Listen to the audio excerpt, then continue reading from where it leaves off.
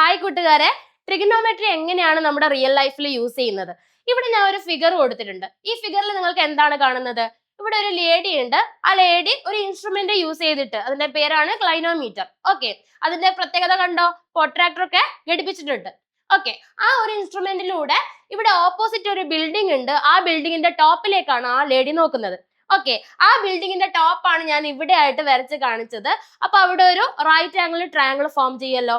അതായത് ആ ലേഡി ആ ബിൽഡിങ്ങിൽ നിന്ന് എത്ര ഡിസ്റ്റൻസിലാണോ നിൽക്കുന്നത്, എത്ര അകലത്താണോ നിൽക്കുന്നത്, അതാണ് ഇവിടെ വരിക ഡിസ്റ്റൻസ് അല്ലെ. ഇതാണ് എന്ത്, ആ ബിൽഡിങ്ങിന്റെ ഹൈറ്റ് വരിക. ആ ലേഡി ആ ഒരു ഇൻസ്ട്രുമെന്റ് യൂസ് ചെയ്തിട്ട്, അതായത് ആ ഇൻസ്ട്രുമെന്റ് ഞാൻ ഇവിടുന്ന് ഇങ്ങനെ നോക്കുകയാണെങ്കിൽ ഞാൻ എന്താണ് മുകളിലോട്ട് നോക്കുമ്പോൾ ഇതാ ഈ ഒരു ബിൽഡിങ്ങിന്റെ ടോപ്പിലേക്കാണ് ആ ലേഡി അല്ലെങ്കിൽ ഞാൻ നോക്കേണ്ടത്. അപ്പൊ അവിടെ ഒരു ആംഗിൾ ക്രിയേറ്റ് ചെയ്യപ്പെടും. മുകളിലോട്ട് നോക്കുന്ന ആംഗിൾ ഏതാണ്? ആംഗിൾ ഓഫ് എലവേഷൻ ആണ് അല്ലെ.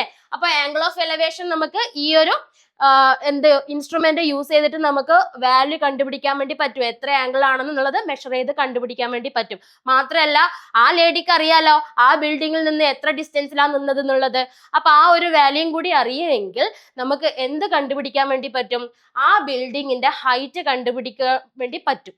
ഓക്കെ, ഇതുപോലെ തന്നെയാണ് നമ്മുടെ മുമ്പിൽ ഒരു ട്രീ ഉണ്ടെങ്കിൽ ആ ട്രീയുടെ ഹൈറ്റ് കണ്ടുപിടിക്കണമെങ്കിൽ നമ്മൾ ആ ട്രീയുടെ മുകളിലേക്ക് കയറണമെന്നില്ല, ഒരു ടാപ്പ് യൂസ് ചെയ്യണമെന്നില്ല.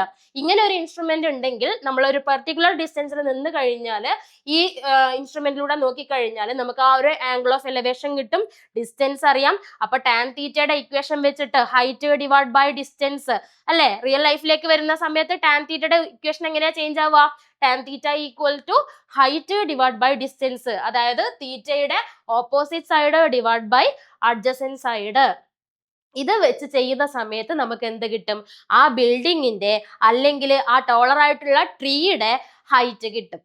ഓക്കെ, അപ്പോൾ ഇതാണ് നമുക്ക് മെയിൻ ആയിട്ട് ട്രിഗണോമെട്രിയുടെ റിയൽ ലൈഫിലുള്ള ഒരു യൂസ് ആയിട്ട് ഓർക്കാൻ വേണ്ടി പറ്റുന്നത്. ഇതുപോലെ വേറെയും കുറെ കാര്യങ്ങളുണ്ട്, ഇതിൽ ഒതുങ്ങുന്നതല്ല. GPS നാവിഗേഷൻ, ഓക്കെ, അതുപോലെ റോബോട്ടിക്സ്, ഇങ്ങനെ പല ഏരിയയിലും എന്ത് യൂസ് ചെയ്യുന്നുണ്ട്? ട്രിഗണോമെട്രി യൂസ് ചെയ്യുന്നുണ്ട്.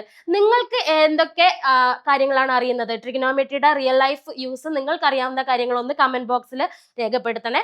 അതുപോലെ ഇതിനെക്കുറിച്ച് അറിവില്ലാത്ത നിങ്ങളുടെ ഫ്രണ്ട്സിന് ഇത് ഷെയർ ചെയ്ത് കൊടുക്കുക, ഫോളോ ചെയ്യുക, സബ്സ്ക്രൈബ് ചെയ്യുക. Thank you.